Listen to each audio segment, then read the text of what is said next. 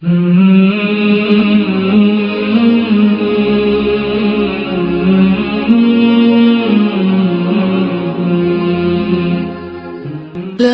إله إلا الله محمد رسول الله.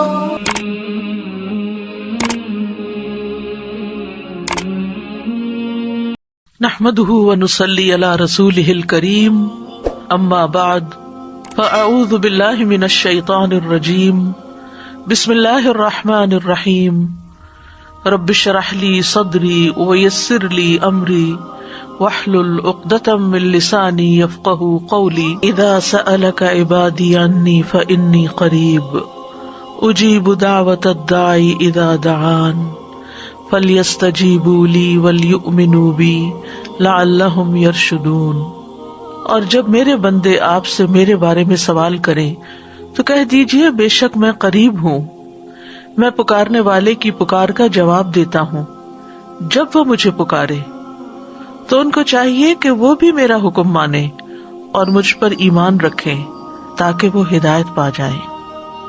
شب معراج جس کا تعلق حضور صلی اللہ علیہ وسلم کے آسمان پہ جانے سے ہے، اس کی حقیقت کے بارے میں اور اس کی کچھ تفصیلات کے بارے میں آپ سے بات کروں گی. اگر کوئی شخص اس دن کو بہت اہمیت دینا ہی چاہتا ہے تو وہ بھی اپنے عمل پر غور کرے. ہم دیکھتے ہیں کہ اس تاریخ کے بارے میں بے شمار اختلافات ہیں، یعنی تاریخ یا مہینہ یا سال کے بارے میں یا اس کے اجزاء کے بارے میں تقریباً 36 اقوال ہیں. بعض کے خیال میں یہ ربیع الاول میں ہوئی، بعض نے رمضان کا مہینہ قرار دیا، بعض نے ہجرت سے 1 سال پہلے، بعض نے 1 سال 6 ماہ کہا، بعض نے 1 سال 5 ماہ کہا، کسی نے 1 سال 2 ماہ کہا، کسی نے 3 ماہ کہا، کسی نے 1 سال 4 ماہ کہا. یعنی بے شمار اقوال ہیں اس کے بارے میں. ایسا کیوں ہے کہ ایک اتنا بڑا واقعہ ہوا اور اس کی تاریخ بھی صحیح معلوم نہیں؟ تو اس کی بنیادی وجہ کیا ہے؟ اس کی بنیادی وجہ یہ ہے کہ اسلام کے دور اول میں لوگوں کو تاریخوں سے زیادہ دلچسپی نہیں تھی.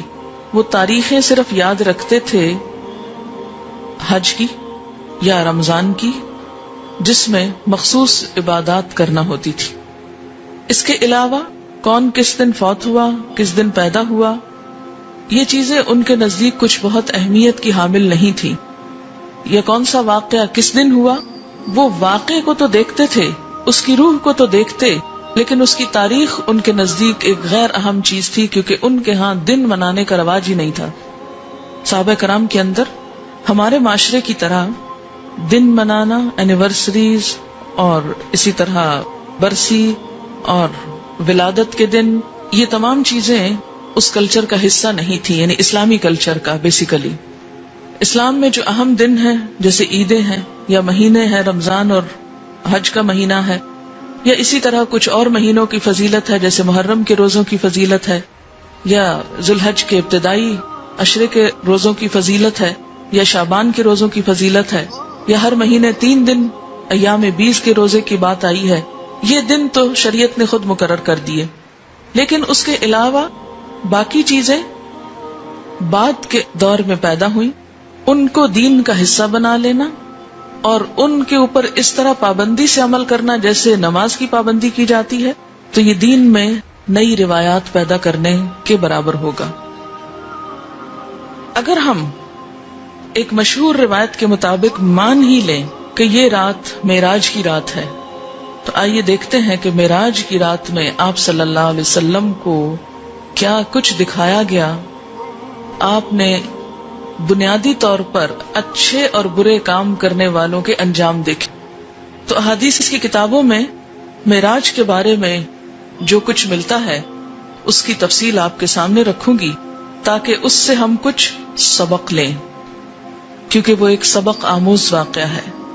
اور ان اعمال سے بچیں جن پر سزا آپ صلی اللہ علیہ وسلم نے دیکھی اپنی آنکھوں سے، اور وہ کام کریں جن پر جزا آپ صلی اللہ علیہ وسلم نے اپنی آنکھوں سے دیکھی.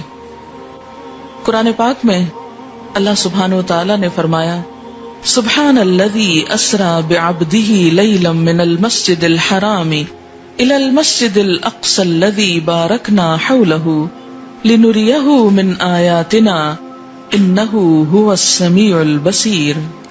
سورۃ بنی اسرائیل۔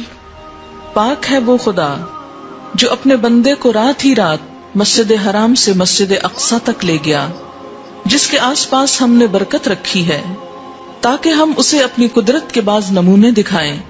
یقیناً اللہ تعالیٰ ہی خوب سننے والا اور دیکھنے والا ہے۔ ان آیات میں جس واقعے کی طرف اشارہ ہے وہ واقعہ اسراء کے نام سے مشہور ہے۔ اسراء کا لفظی معنی ہے رات کو سفر کرنا، رات کو چلنا۔ اس میں بنیادی طور پر مسجد حرام سے مسجد اقصی تک جانے کی بات ہے۔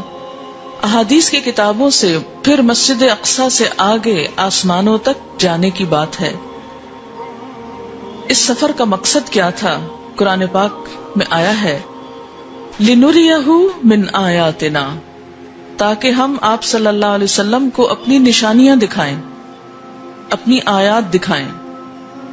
تو پھر اگر ہم مانیں کہ معراج رجب میں تھی اور اس رات میں تھی، تو اصل چیز تو پھر وہ واقعہ ہے جو پیش آیا، اور پھر واقعے میں بھی صرف واقعہ نہیں، اس کا مقصد کہ کیوں یہ واقعہ پیش آیا، اور وہ واقعے کا مقصد کیا ہے؟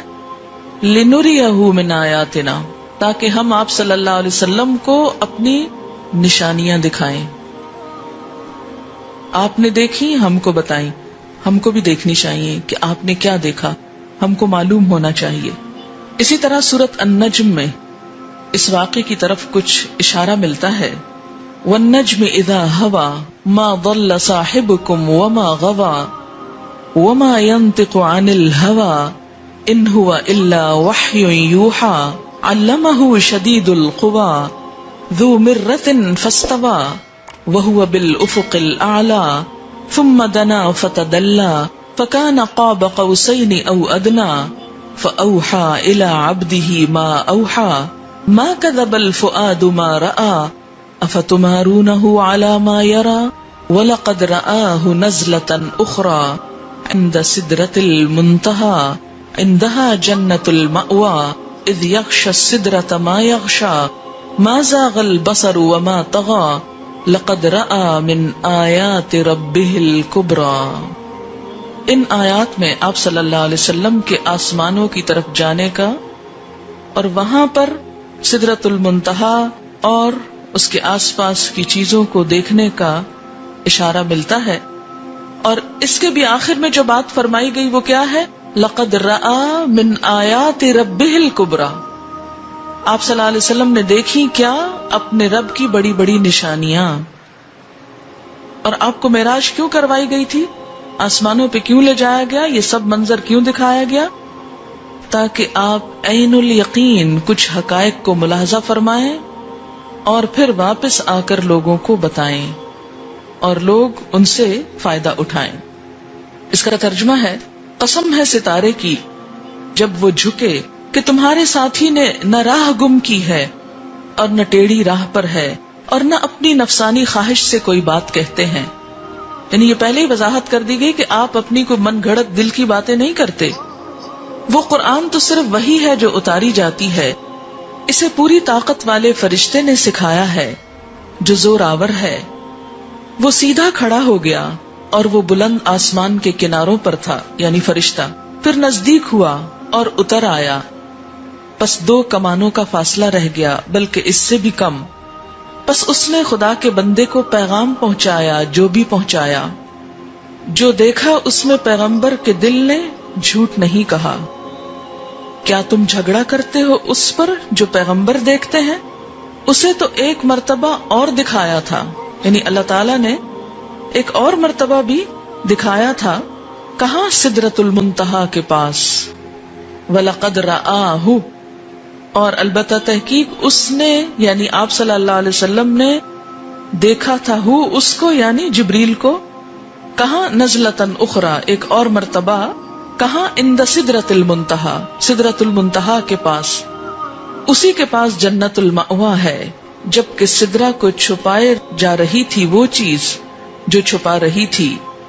نہ تو نگاہ بہکی نہ حد سے بڑھی، یقیناً اس نے یعنی آپ صلی اللہ علیہ وسلم نے اپنے رب کی بڑی بڑی نشانیوں میں سے بعض نشانیاں دیکھی تھیں۔ یہ تو ہے قرآن کا بیان، لیکن باقی تفصیلات کہ وہ نشانیاں کیا تھیں، قرآن نے صرف کیا ذکر کیا کہ نشانیاں دیکھی، وہ نشانیاں کیا تھیں وہ احادیث کی کتابوں میں ہیں۔ اب ان کے بارے میں تھوڑی سی روایات میں آپ کے سامنے پڑھوں گی، اور اس کی روشنی میں ہمیں معراج اور رجب کو دیکھنا چاہیے اور اپنے اعمال کی طرف نظر کرنی چاہیے۔ صحیح بخاری میں حضرت انس بن مالک سے مروی ہے کہ معراج والی رات میں جب کہ بیت اللہ شریف سے آپ کو بلایا گیا، آپ کے پاس 3 فرشتے آئے جبکہ آپ سو رہے تھے۔ ان میں سے اگلے نے پوچھا کہ ان سب میں سے کون ہیں؟ درمیان والے نے جواب دیا کہ یہ سب سے اچھے ہیں۔ تو سب سے آخر والے نے کہا بس پھر ان کو لے چلو، یعنی آپ اور لوگوں کے قریب سوئے ہوئے تھے، اسی لیے فرمایا کون ہے، پہچان کے پھر آپ کو لے چلے۔ اس رات میں صرف اتنا ہی ہوا، آپ نے انہیں دیکھا نہیں۔ دوسری رات پھر یہ تینوں آئے، اس وقت بھی آپ سو رہے تھے، لیکن آپ کا سونا اس طرح کا تھا کہ آنکھیں سو رہی تھیں اور دل جاگ رہا تھا۔ تمام انبیاء کی نیند ایسی ہی ہوتی ہے۔ اس رات انہوں نے آپ سے کوئی بات نہیں کی اور آپ کو اٹھا کر زمزم کے پاس لٹایا۔ سینہ گردن تک خود جبریل علیہ السلام نے اپنے ہاتھ سے چاک کیا۔ یہ شق صدر کا واقعہ دوسری مرتبہ ہوا، ایک مرتبہ بچپن میں بھی۔ اور سینہ اور پیٹ کی تمام چیزیں نکال کر انہیں اپنے ہاتھ سے زمزم کے پانی سے دھویا۔ جب خوب پاک صاف کر چکے تو آپ کے پاس ایک سونے کا تشت لایا گیا جس میں سونے کا ایک بڑا پیالہ تھا جو حکمت اور ایمان سے پر تھا۔ اس سے آپ کے سینے کو اور گلے کی رگوں کو پر کر دیا، پھر سینے کو سی دیا۔ اس دور میں تو یہ بات جب آپ نے بتائی تو لوگوں کے ایمان ہل گئے اور لوگوں کو سمجھنے بھی مشکل ہو گئی۔ اگر اس دور کے لوگوں کو یہ بتایا جاتا کہ 1400 سال بعد کچھ لوگ ایسے پیدا ہوں گے جو عام انسانوں کے بھی سینے چیر کر ان کے دل نکال کر بدلیں گے، تو ان کے ایمان شاید متزلزل ہو جاتے اور کوئی یقین نہ کرتا۔ آج اگر انسان نے یہ مہارت حاصل کر لی ہے تو فرشتوں کے لیے یہ کام آخر کیوں مشکل ہے جو زمین سے آسمان اور آسمان سے زمین تک آتے جاتے ہیں۔ مسلم کی روایت ہے کہ پھر آپ کے پاس ایک تیز رفتار سواری لائی گئی جس کا نام براق تھا، جو صحیح معنوں میں برق رفتار تھا، منتہائے نظر پر ایک قدم رکھتا تھا، یعنی اس کا ایک قدم کہاں ہوتا تھا کہ جہاں نگاہ جا کے ٹکتی تھی، ایک یہاں اور ایک وہاں، یعنی اتنا تیز رفتار۔ حضرت جبریل علیہ السلام نے اس کو پکڑ کر حضور صلی اللہ علیہ وسلم کو سوار ہونے کے لیے کہا۔ آپ نے سوار ہونے کا جب ارادہ کیا تو وہ براق کسی قدر شوخی اور تیزی کرنے لگا۔ حضرت جبریل نے اس کے کان میں کہا کہ تجھے معلوم ہے کہ آپ صلی اللہ علیہ وسلم سے زیادہ مکرم اور محترم کوئی نہیں جو تجھ پر سوار ہوا۔ یہ سن کر براق ارق ارق اور پسینہ پسینہ ہو گیا۔ اب یہ ترمذی کی روایت ہے، لہذا یہ مختلف کتابوں کی روایات کا مجموعہ ہے۔ جہاں جہاں جو آئے گی روایت اس کتاب کا نام بھی میں کوٹ کرتی جاؤں گی تاکہ کبھی آپ کو ریفرنس کے لیے دیکھنا ہو تو دیکھ سکیں۔ آپ صلی اللہ علیہ وسلم اس پر سوار ہو گئے۔ حضرت جبریل آپ کے رفیق اور ہم رکاب ہوئے۔ جب آپ منزل مقصود کی طرف تشریف لے چلے تو جاتے جاتے راستے میں ایک ایسی زمین پر گزر ہوا جس میں کھجوروں کے بہت درخت تھے۔ حضرت جبریل نے فرمایا آپ یہاں اتر کر 2 رکعت نفل پڑھ لیجئے۔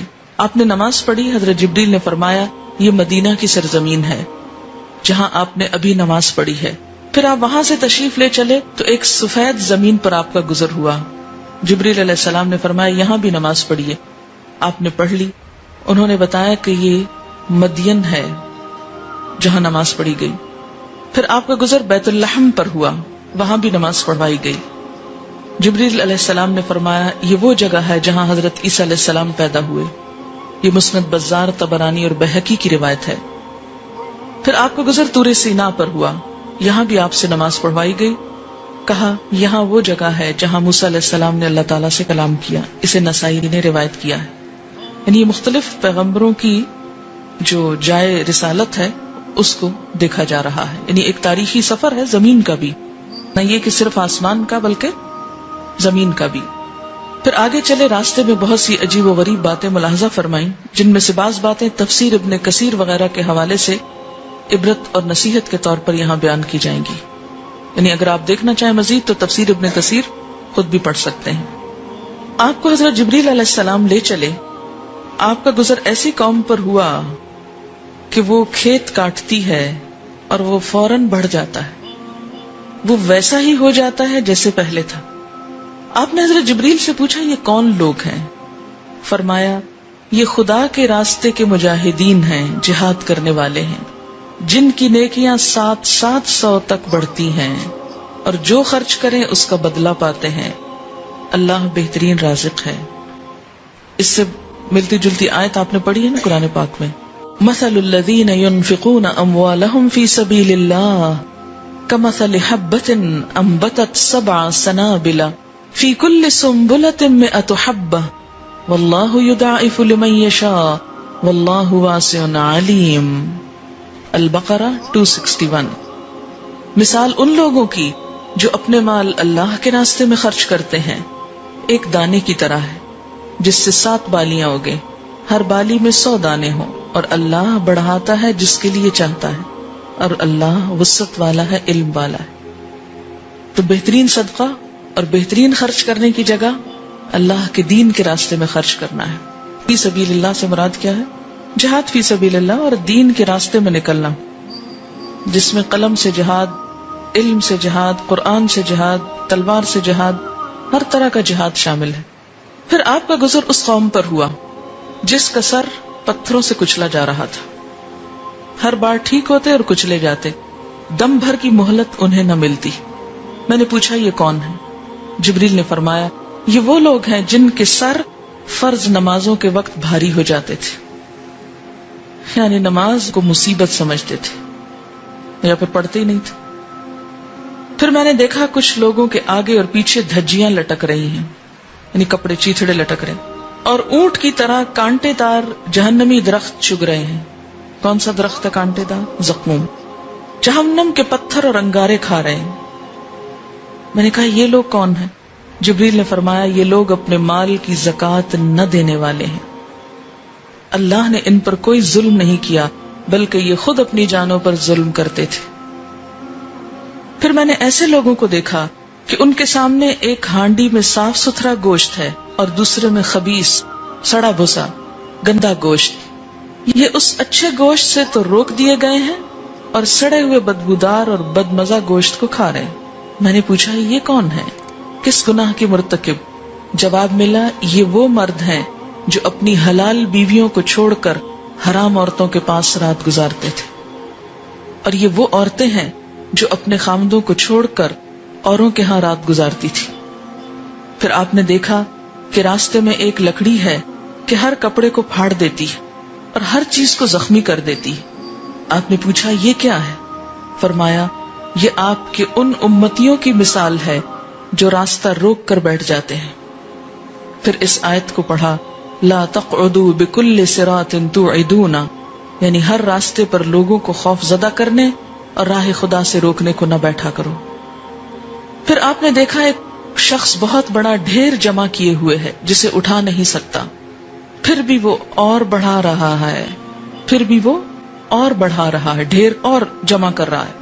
پوچھا جبریل یہ کیا ہے؟ فرمایا یہ آپ کی امت کا وہ شخص ہے جس کے اوپر لوگوں کے حقوق اس قدر ہیں کہ وہ ہرگز ادا نہیں کر سکتا، تاہم وہ اور حقوق چڑھاتا جا رہا ہے، یعنی اپنی پہلی ذمہ داریاں ادا نہیں کرتا اور سر لیتا جا رہا ہے اور امانتیں لے رہا ہے. پھر آپ نے ایک جماعت کو دیکھا کہ ان کی زبانیں اور ہونٹ لوہے کی کینچیوں سے کاٹے جا رہے ہیں، ادھر کٹے ادھر درست ہوئے. یہی حال برابر جاری ہے. پوچھا یہ کون لوگ ہیں؟ فرمایا یہ فتنے کے واعظ اور خطیب ہیں. یعنی واعظ اور خطیب جو ایسے خطبے دیتے تھے جس سے لوگوں میں فتنہ بھڑک اٹھے، آپس میں لوگ لڑ پڑے، جھگڑے ہوں، فساد ہوں. پھر دیکھا کہ ایک چھوٹے سے پتھر کے سوراخ میں سے ایک بڑا بھاری بیل نکل رہا ہے، پھر وہ لوٹتا جاتا ہے، لے جا نہیں سکتا. پھر دیکھا کہ ایک چھوٹے سے پتھر کے سوراخ میں سے ایک بڑا بھاری بیل نکل رہا ہے، پھر وہ لوٹتا جاتا ہے لیکن جا نہیں سکتا. پوچھا جبریل یہ کیا ہے؟ فرمایا یہ وہ شخص ہے کہ جو کوئی بڑا بول بولتا تھا پھر اس پر نادم تو ہوتا تھا لیکن لوٹا نہیں سکتا تھا. یعنی بڑے بڑے دعوے کرنا، بڑی بڑی باتیں بولنا، اور پھر اس کو شرمندگی ہوتی لیکن وہ بولی ہوئی بات واپس تو نہیں لی جا سکتی نا. اس کے لیے تو توبہ استغفار ہی کافی ہے. پھر آپ ایک وادی میں پہنچے، وہاں نہایت نفیس خوشگوار ٹھنڈی ہوا اور دل خوش کن معطر خوشبودار راحت و سکون کی مبارک صدائیں سن کر آپ نے پوچھا یہ کیا ہے؟ حضرت جبریل علیہ السلام نے فرمایا یہ جنت کی آواز ہے، وہ کہہ رہی ہے کہ خدا مجھ سے اپنا وعدہ پورا کر. میرے بالا خانے ریشم، موتی، مونگے، سونا، چاندی، جام، کٹورے، شہد، پانی، دودھ، شراب وغیرہ وغیرہ نعمتیں بہت زیادہ ہو گئی ہیں، یعنی اب ان کو استعمال کرنے والے بھی ہوں. اسے خدا کی طرف سے جواب ملا، ہر ایک مومن مرد اور عورت جو مجھے اور میرے رسول کو مانتا ہو، نیک عمل کرتا ہو، میرے ساتھ کسی کو شریک نہ کرتا ہو، میرے برابر کسی کو نہ سمجھتا ہو، وہ سب لوگ تجھ میں داخل ہوں گے. قرآن پاک میں بھی آتا نا کہ کوئی مرد ہو یا عورت جو بھی ایمان لا کے نیک عمل کرے وہ جنت میں داخل ہوں گے. سن، جس کے دل میں میرا ڈر ہے وہ ہر خوف سے محفوظ ہے. جو مجھ سے سوال کرتا ہے وہ مجھ سے محروم نہیں رہتا. جو مجھے قرض دیتا ہے میں اسے بدلہ دیتا ہوں. جو مجھ پر توکل کرتا ہے میں اسے کفایت کرتا ہوں، یعنی اس کے لیے کافی ہو جاتا ہوں. میں سچا معبود ہوں، میرے سوا کوئی معبود نہیں، میرے وعدے خلاف نہیں ہوتے. مومن نجات یافتہ ہیں، اللہ تعالیٰ بابرکت ہے جو سب سے بہتر خالق ہے. یہ سن کر جنت نے کہا کہ اب میں خوش ہو گئی. پھر آپ ایک دوسری وادی میں پہنچے جہاں بہت بری بھیانک اور مکروہ آوازیں آ رہی تھیں اور سخت بدبو تھی. آپ نے اس کے بارے میں جبریل علیہ السلام سے پوچھا. انہوں نے بتایا کہ یہ جہنم کی آواز ہے جو کہہ رہی ہے کہ خدایا مجھ سے اپنا وعدہ پورا کر اور مجھے وہ دے، یعنی جس کو بھیجنے کا تو نے کہا ہے. میرے طوق اور زنجیر، میرے شعلے، میرا تھور اور میرا لہو پیپ، میرا عذاب سزا کے سامان بہت وافر ہو گئے. میری گہرائی بہت زیادہ، میری آگ بہت. کچھ وہ دے جس کا مجھ سے وعدہ ہوا ہے، یعنی جن کے لیے یہ سب کچھ بنا ہے. اللہ تعالیٰ نے فرمایا ہر کافر، خبیث، منکر اور بے ایمان مرد اور عورت تیرے لیے ہے. یہ سن کر جہنم راضی ہو گئی. امام بہقی نے حضرت ابن عباس سے بیان کیا ہے کہ رسول اللہ صلی اللہ علیہ وسلم نے فرمایا شب معراج میں ایک مقام سے مجھے نہایت ہی اعلیٰ اور مست خوشبو آنے لگی. میں نے پوچھا یہ خوشبو کیسی ہے؟ جواب ملا کہ فرعون کی لڑکی کی مشاطہ کہتے ہیں جو کنگھی کرتی، جیسے پارلر میں کام کرنے والی جیسے لڑکیاں ہوتی، تو اس کے دربار میں یہ ایک بیوٹیشن تھی، یوں سمجھیں، یا مشاطہ، اور اس کی اولاد کے محل کی ہے. فرعون کی شہزادی کو کنگھی وغیرہ کرتے ہوئے اس کے ہاتھ سے اتفاقاً کنگھی گر پڑی تو اس کی زبان سے بے ساختہ بسم اللہ نکل گیا. اس پر شہزادی نے اس سے کہا اللہ تو میرا باپ ہی ہے. فرعون کہتا تھا نا انا ربکم الاعلی، میں تمہارا بڑا رب ہوں. تو اس نے جواب دیا نہیں، اللہ وہ ہے جو مجھے اور تجھے اور خود فرعون کو روزی دیتا ہے. اس نے کہا اچھا کیا تو میرے باپ کے سوا کسی اور کو رب مانتی ہے؟ اس نے جواب دیا کہ ہاں، میرا اور تیرا اور تیرے باپ کا رب اللہ ہے. اس نے اپنے باپ فرعون سے کہلوایا، یعنی بتایا اس کو، تو وہ بہت ناراض ہوا.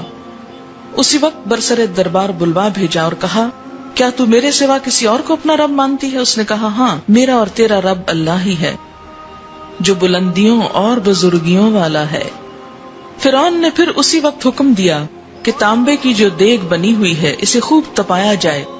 جب وہ بالکل آگ جیسی ہو جائے تو اس کے بچوں کو اس میں ایک ایک کر کے ڈال دیا جائے، خود اسے بھی اسی میں ڈال دیا جائے. فرعون کے بارے میں قرآن میں آتا ہے نا انہ طغی، سرکش ہو گیا ہے اور بہت شدید قسم کی سزائیں دیتا تھا اپنے لوگوں کو. چنانچہ وہ گرم کی گئی. جب وہ آگ جیسی ہو گئی تو حکم دیا کہ اس کے بچوں کو اس میں ڈال دیا جائے.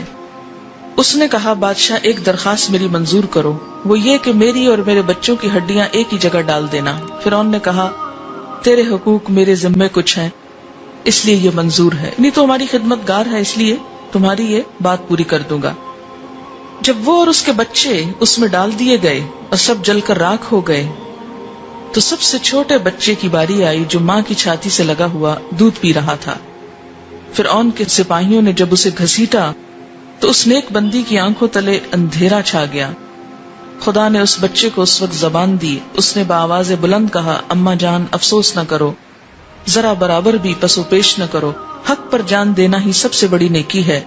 چنانچہ اسے صبر آ گیا, اسے بھی اس میں ڈال دیا گیا اور آخر میں ان بچوں کی ماں کو بھی. رضی اللہ عنہم اجمعین.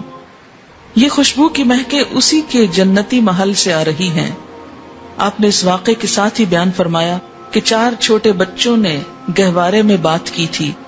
ایک تو یہی بچہ, ایک وہ جس نے حضرت یوسف کی شہادت دی تھی, اور ایک وہ بچہ جس نے حضرت جریج ولی اللہ کی پاک دامنی کی شہادت دی تھی.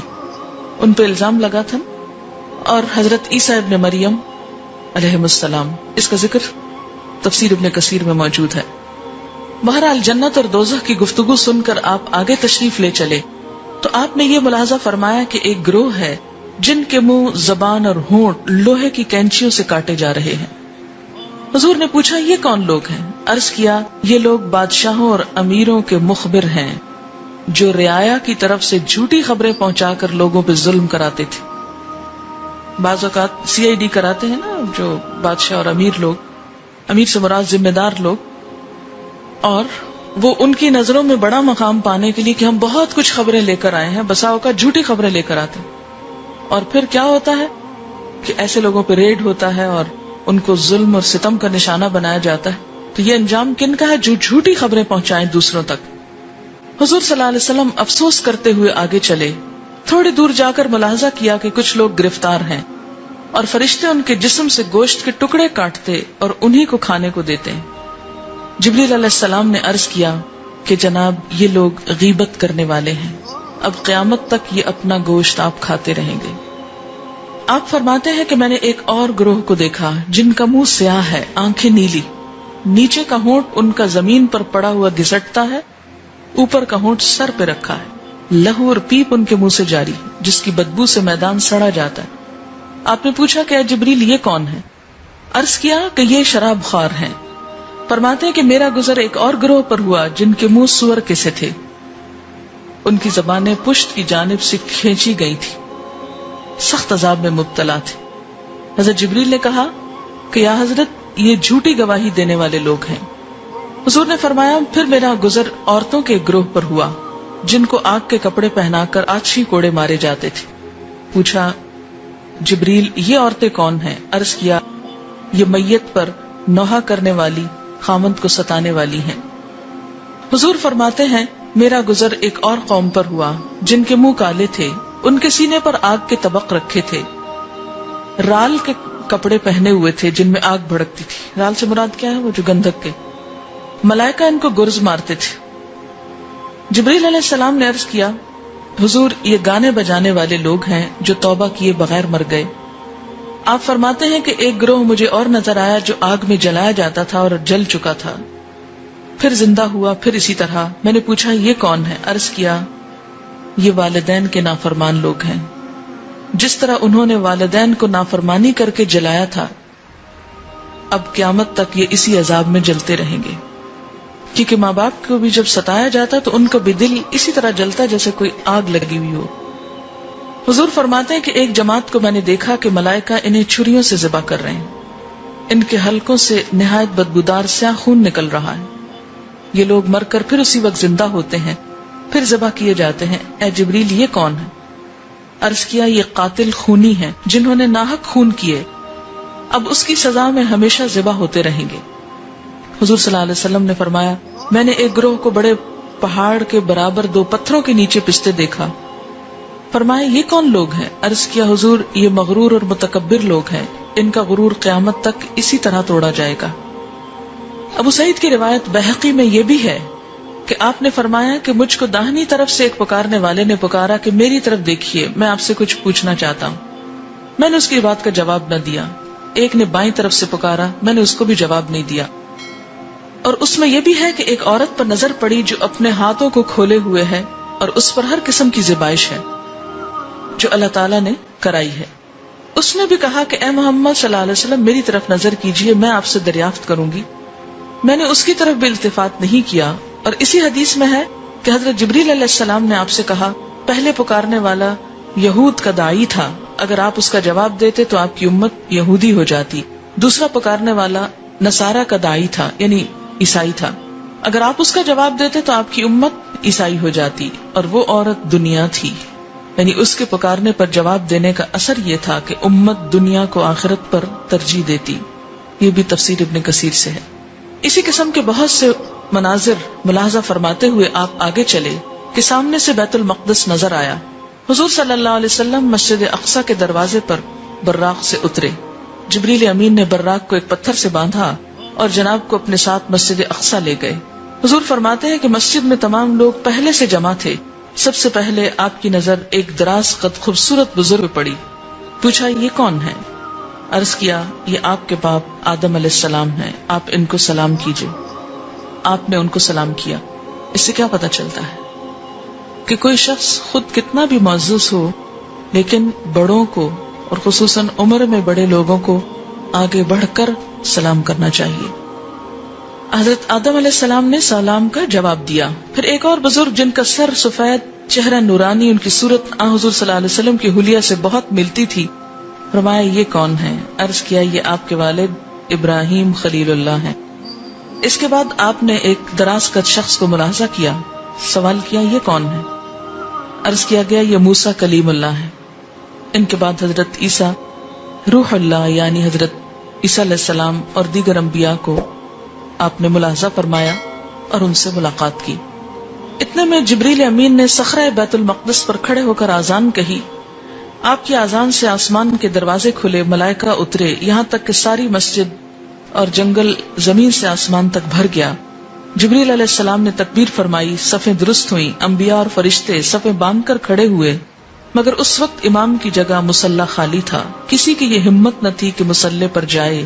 ہر ایک پیغمبر کو اس وقت نماز پڑھانے کی تمنا تھی، لیکن ذالک فضل اللہ یؤتیہ من یشاء، جس کا حصہ ہے اسی کو ملے گا۔ یہ حصہ نبی اکرم صلی اللہ علیہ وسلم کے نصیب میں ہوا۔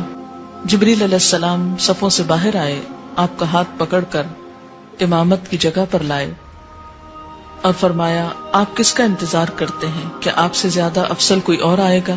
مجھے قسم ہے رب العزت کی، میں مشرق سے مغرب تک، جنوب سے شمال تک اڑا ہوں، آسمان سے زمین تک گھوما ہوں، مگر آپ سے زیادہ افضل کسی کو نہیں پایا۔ آج کی امامت کے قابل صرف آپ ہیں۔ یہ کہہ کر حضرت صلی اللہ علیہ وسلم کا ہاتھ پکڑ کر مصلی پر کھڑا کیا۔ حضور اکرم صلی اللہ علیہ وسلم نے 2 رکعت نماز پڑھائی۔ جب آپ نے سلام پھیرا تب جبریل علیہ السلام نے عرض کیا کہ یا سید المرسلین، آپ کو خبر ہے اس وقت آپ کے پیچھے کون کون ہے؟ آپ نے فرمایا مجھے معلوم نہیں۔ عرض کیا تمام انبیاء، آسمانوں کے ملائکہ آپ کے پیچھے موجود ہیں۔ اور یہ کس لیے ہوا تھا؟ تاکہ یہ بات واضح ہو جائے کہ آپ صلی اللہ علیہ وسلم کا مرتبہ اور مقام باقی تمام انبیاء کے مقابلے میں بلند ہے۔ اور جیسا کہ آپ نے فرمایا اگر آج موسیٰ بھی زندہ ہوتے تو میری ہی شریعت کا اتباع کرتے، تو گویا آپ کے لائے ہوئے دین اور آپ کی شریعت اور اس کی جو فائنل اتھارٹی ہے اس کو بھی ثابت کرنا تھا کہ پچھلی تمام شریعتیں منسوخ ہیں، اب دین یہی دین ہے جو رسول اللہ صلی اللہ علیہ وسلم کا ہے۔ اس موقع پر بعض انبیاء کا کچھ کلام بھی نقل کیا جاتا ہے، حضرت ابراہیم علیہ السلام کا، حضرت موسیٰ علیہ السلام کا، اسی طرح داؤد علیہ السلام کا، سلیمان علیہ السلام کا، حضرت عیسیٰ علیہ السلام کا، اور انہوں نے اپنے اپنے جو کام دنیا میں کیے تھے اور کچھ نشانیاں اور معجزات ان کو ملے تھے ان کا بھی کچھ تذکرہ فرمایا۔ اس کے بعد براق لایا گیا دوبارہ، آپ اس پر سوار ہو کر آسمان تک پہنچے، پہلے آسمان تک۔ جبریل علیہ السلام نے آسمان کا دروازہ کھلوایا، فرشتوں کی طرف سے پوچھا گیا کون ہے؟ حضرت جبریل نے فرمایا میں جبریل ہوں۔ پوچھا گیا ساتھ کون ہے؟ بتایا کہ محمد صلی اللہ علیہ وسلم ہے۔ پوچھا گیا ان کے پاس پیغام الہی دے کر بھیجا گیا؟ جبریل نے کہا ہاں، یہ بخاری کی روایت ہے، یعنی پھر آپ کے لیے دروازہ کھولا گیا۔ ابو سعید سے روایت ہے کہ آسمانوں کے دروازوں میں سے ایک دروازے پہ پہنچے، اس کا نام باب الحفظہ ہے، اس پر ایک فرشتہ مقرر ہے، اس کا نام اسماعیل ہے، اس کی ماتحتی میں 12,000 فرشتے ہیں۔ یہ مزید تفصیل کچھ بتائی گئی۔ بخاری کی روایت میں ہے کہ فرشتوں نے یہ سن کر کہا مرحبا، آپ بہت اچھا آئے، ویلکم۔ دروازہ کھول دیا گیا۔ آپ فرماتے ہیں کہ میں وہاں پہنچا تو حضرت آدم علیہ السلام موجود تھے۔ جبریل علیہ السلام نے کہا یہ آپ کے باپ آدم ہیں، ان کو سلام کیجئے۔ میں نے سلام دیا، آپ نے جواب دیا اور کہا مرحبا فرزند صالح، نبی صالح۔ ایک اور روایت میں ہے کہ آسمان دنیا میں ایک شخص کو بیٹھے دیکھا جن کے دائیں طرف کچھ صورتیں نظر آئیں، کچھ بائیں طرف۔ دائیں طرف دیکھتے وہ بزرگ تو ہنستے، بائیں طرف دیکھتے تو روتے۔ میں نے جبریل سے پوچھا یہ کون ہے؟ کہا آدم علیہ السلام ہے۔ یہ صورتیں دائیں جانے والی اور بائیں جانے والی ان کی اولاد کی ہیں۔ دائیں طرف والے جنتی ہیں اور بائیں طرف والے دوزخی، اسی لیے ایک طرف دیکھ کر ہنستے ہیں اور دوسری طرف دیکھ کر روتے ہیں۔ بخاری کی روایت میں ہے پھر مجھ کو جبریل لے کر آگے بڑھے، دوسرے آسمان تک پہنچے اور اسی طرح سوال جواب ہوا اور دروازہ کھولا گیا۔ وہاں آپ کو عیسیٰ علیہ السلام اور یحییٰ علیہ السلام ملے جو دونوں باہم خالہ زاد بھائی بھی ہیں۔ جبریل علیہ السلام نے کہا یہ یحییٰ اور عیسیٰ علیہ السلام ہیں، ان کو سلام کیجیے۔ میں نے سلام کیا، دونوں نے جواب دیا۔ پھر کہا کہ مرحبا برادر صالح اور نبی صالح، اور پھر اسی طرح ان سے کچھ باتیں ہوئیں اور ان کو برادر اس لیے کہا گیا، بھائی اس لیے کہا گیا کہ آپ ان کے ڈسینڈنٹ نہیں، یعنی وہ دوسری نسل سے ہیں۔ بخاری میں ہے کہ مجھ کو جبریل علیہ السلام تیسرے آسمان کی طرف لے کر چڑھے اور دروازہ کھلوایا۔ پوچھا گیا کون؟ جبریل نے کہا میں ہوں۔ پوچھا گیا تمہارے ساتھ کون؟ انہوں نے کہا محمد صلی اللہ علیہ وسلم۔ پوچھا گیا ان کے پاس پیغام الہی ہے؟ جبریل نے کہا ہاں۔ فرشتوں نے کہا مرحبا، آپ بہت اچھا آئے۔ دروازہ کھولا گیا، وہاں پہنچا تو دیکھا کہ یوسف علیہ السلام موجود ہیں۔ جبریل علیہ السلام نے کہا یہ یوسف علیہ السلام ہیں، ان کو سلام کیجیے۔ میں نے سلام کیا، انہوں نے جواب دیا۔ انہوں نے کہا مرحبا برادر صالح اور نبی صالح، کیونکہ وہ بھی بنی اسرائیل میں سے تھے، اس لیے بھائی کہہ رہے ہیں۔ ایک اور روایت میں کہ آپ صلی اللہ علیہ وسلم نے فرمایا میں دیکھتا ہوں کہ یوسف علیہ السلام کو حسن کا ایک بہت بڑا حصہ عطا کیا گیا ہے۔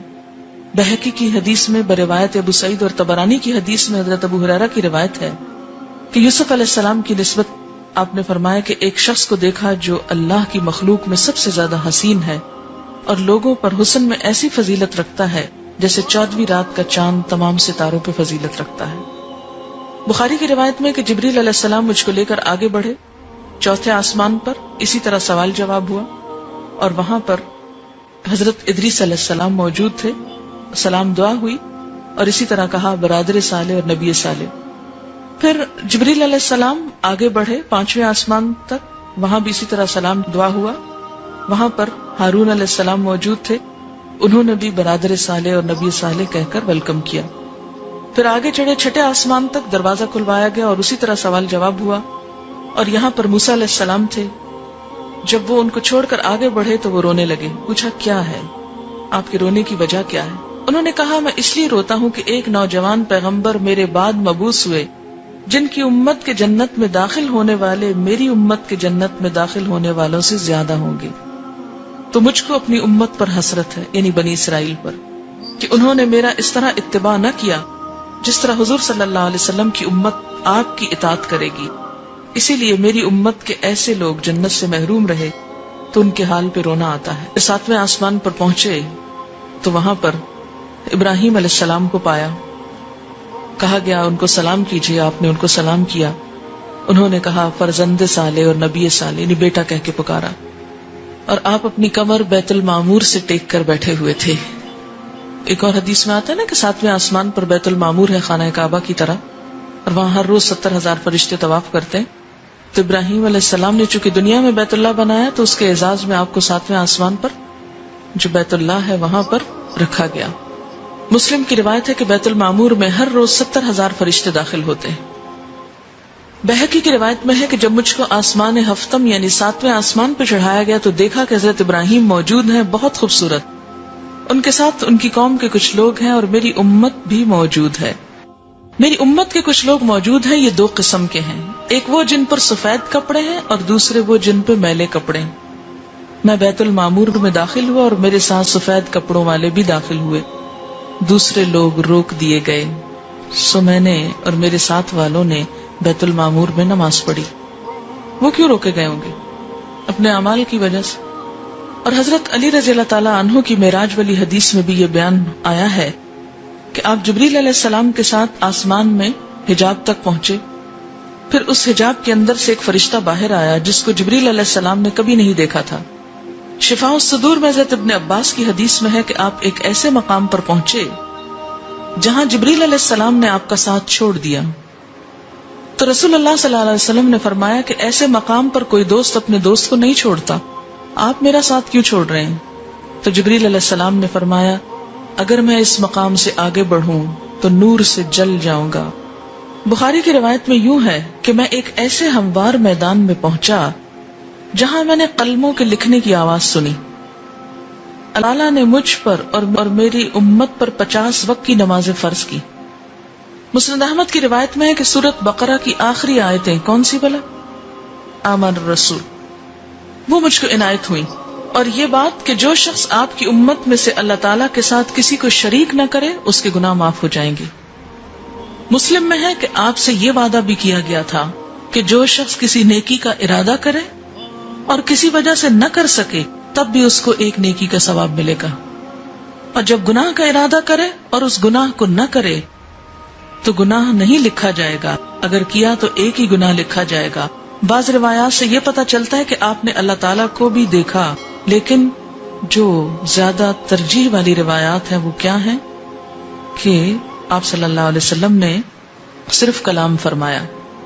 آپ نے جنت اور دوزخ کو دیکھا. جہنم میں زیادہ تر ناشکر گزار عورتیں نظر آئیں، جنت میں زیادہ تر غرباء اور مساکین دکھائی دیے.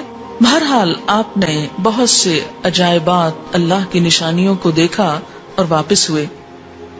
واپس آتے ہوئے موسیٰ علیہ السلام سے ملاقات ہوئی تو انہوں نے دریافت کیا کہ آپ کو کیا حکم ملا؟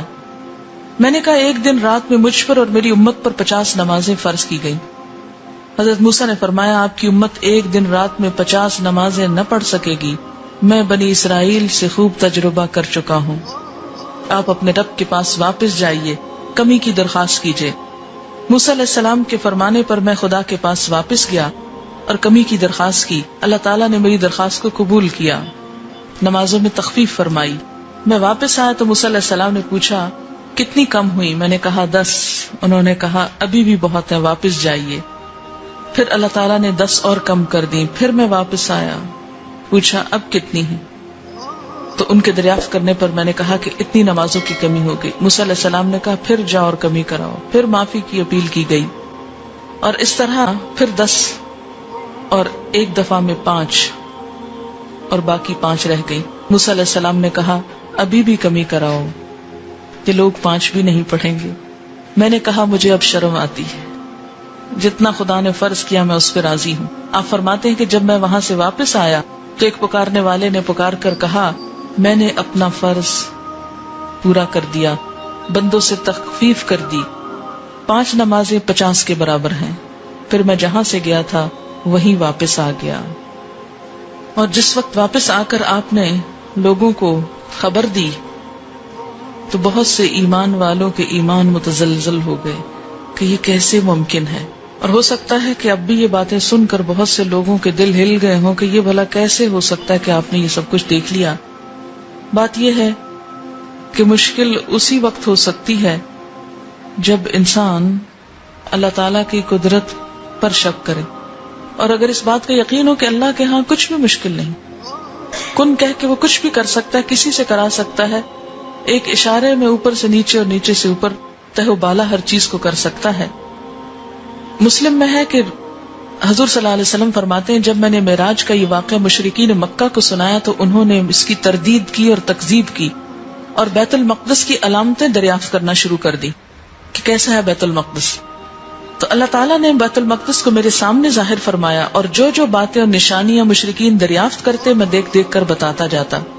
ان تمام بیانات سے یہ بات یقینی طور پر ثابت ہوگی کہ حضور صلی اللہ علیہ وسلم نے بحکم خدا مکہ سے بیت المقدس اور وہاں سے 7ویں آسمان پر تشریف لے جا کر اسی شب کو واپس تشریف لائے.